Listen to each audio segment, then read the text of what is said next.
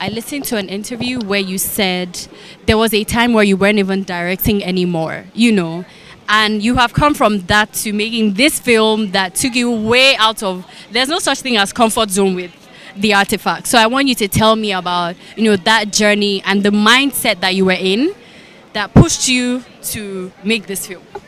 First of all, that's the best question I've heard on the green carpet. Wow. Best Thank question. you.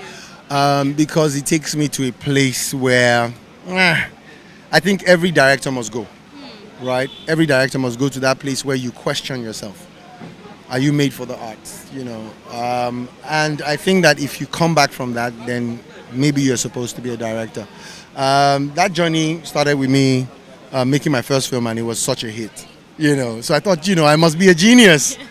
And then I went and made this next film called Ajuwaya.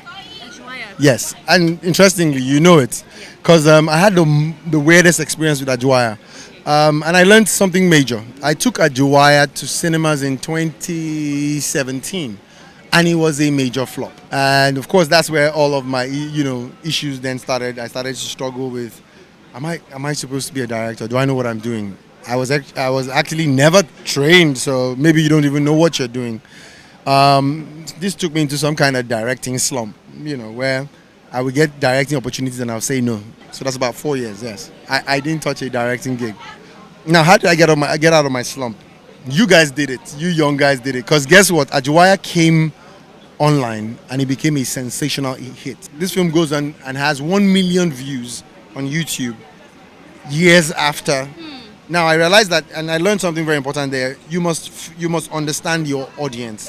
You must know where your audience is at, and you must target that audience specifically. So making a film is not enough, and that's what I learned. When I came out of that doldrums, that the problem wasn't with me; it was with me understanding where my audience was. And so I wanted to come back on Ajuwaya. I wanted to do something for young people.